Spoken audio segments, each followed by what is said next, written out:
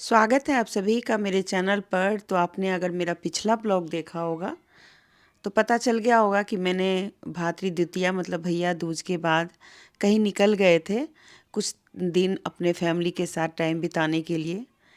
तो जब हम रात को आए तो 8-9 बज गया था, फिर भी मैंने एक बार कपड़े वॉश कर लिए जिससे कि मैं सुबह उठते ही उसको फैला दूँ।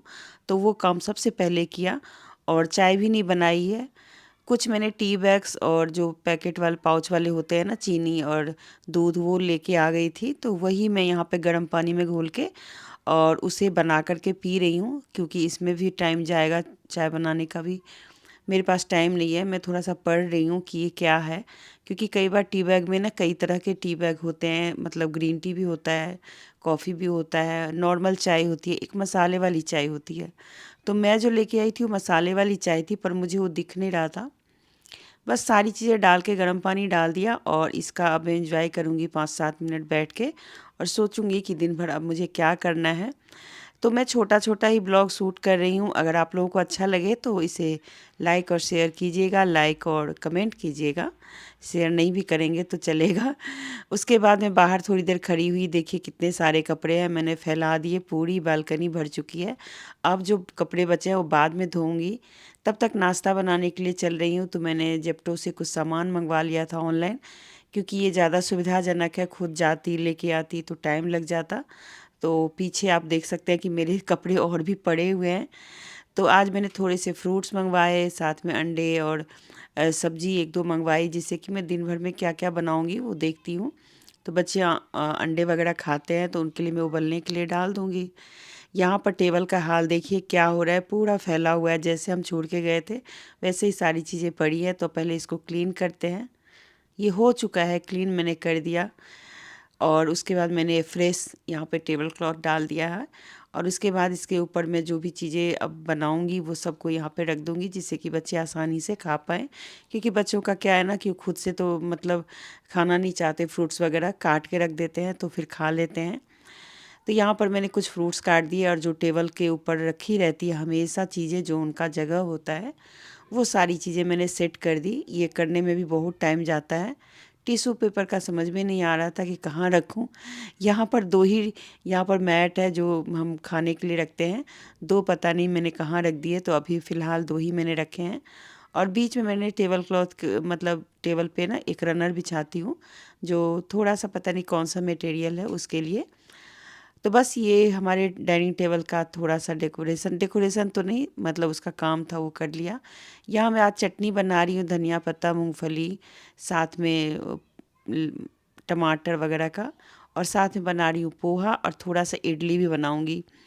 क्योंकि मेरी बेटी को पोहा नहीं पसंद, तो इसलिए उसके लिए मैं थोड़ा इडली बनाऊँगी और साथ में चटनी भी रहेगा।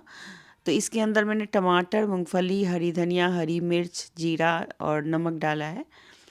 तो ये सारी चीज़ें, प्याज लहसुन मैं नहीं डालती हूँ। यहाँ पर साबुत जीरा भी डालती हूँ। इस तरीके का चटनी मैं कई बार शेयर कर चुकी हूँ।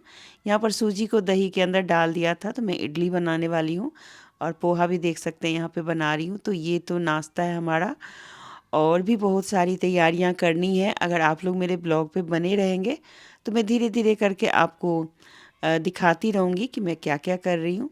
चलिए, यहाँ पर मैंने इडली के लिए पानी भी चढ़ा दिया है, पोहा बन चुका है। इसके जो प्लेट्स हैं इडली के, उसके अंदर मैं इडली डाल रही हूँ। 1-2 बार ऐसा हुआ है कि मैं बाहर से इडली बैटर लेके आती हूँ ना, उसका बिल्कुल सही से नहीं बन पाता, पता नहीं क्यों। क्या दिक्कत है उसमें, चाहे तो मैं ज़्यादा देर छोड़ती नहीं इस वजह से। लेकिन जब मैं खुद बनाती हूँ अपने घर में कुछ भी पीस के या सूजी वगैरह का, तो बहुत ही बढ़िया बनता है। आप लोगों को भी ऐसा लगता है तो ज़रूर मुझे कमेंट कीजिएगा कि बाहर वाले जो बैटर होते हैं उससे डोसा या इडली आपका कैसा बनता है। मैं हमेशा घर के ही पीसे हुए चीज़ों से बनाती हूँ।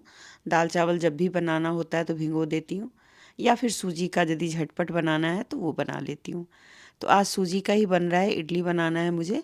तो चलिए 2 प्लेट्स में भर दिए, इतना ही काफ़ी है, क्योंकि थोड़ा-सा मैंने पोहा भी बनाया है। तो बच्चों को जो पसंद हो वो बना देनी चाहिए, क्योंकि बच्चे फिर पता नहीं चलता कब छोड़ के चले जाते हैं।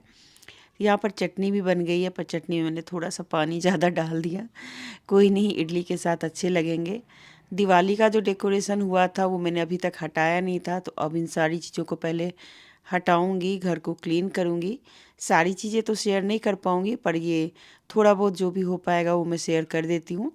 तो ये सारी चीज़ें दिवाली की जो भी होती है ना, दीपावली की, वो अब मैं हटा दूँगी, क्योंकि ये चीज़ें ना दीपावली पे ही अच्छी लगती हैं। हमेशा ऐसे रखा रहता है ना तो अच्छा नहीं लगता है। जहाँ-जहाँ ये फ्लावर वगैरह टांगे थे उस सबको हटा दिया, बल्कि मैंने जो दिया था वो भी नहीं उठाया था, तो वो सब भी मैंने उठा लिया। और मैंने बहुत अच्छे से डेकोरेशन की थी इस बार भी। मैं हर साल करती हूँ थोड़ा बहुत, जब तक लगता है कि कर पाऊँगी तब तक करती रहूँगी। तो यहाँ पर सब सारी चीज़ें कर ली, जो भी मोमबत्ती वगैरह काफ़ी सारे कैंडल मैंने लगाए थे, वो सब मैंने हटा लिया। अब मैं मतलब फ्रेश होकर के नहा धो के आ गई हूँ। अब मैं बनाने जा रही हूँ एक पकवान, जो मुझे अपने बेटे को बना के देनी है, क्योंकि वो बाहर रहता है, तो उसको मैं थोड़ा बहुत सोच रही हूँ स्नैक्स वगैरह बना के दे दूँ। तो अभी उसको जाने में है टाइम, लेकिन फिर भी मैं थोड़ा-थोड़ा करके बनाऊँगी, क्योंकि मुझे अकेले बनाना होता है, तो मैं अकेले में फिर खाना, नाश्ता, डिनर, फिर बीच में कभी कहीं जाना हो, तो ऐसे में सारी चीज़ें नहीं कर पाती हूँ, तो इसलिए मैं थोड़ा-थोड़ा करके कुछ ना कुछ बनाती रहती हूँ। तो आज मैं सोच रही हूँ गुड़ वाली चीज़ें बना रही हूँ। बने रहिएगा, आगे मैं इसके बाद की चीज़ें शेयर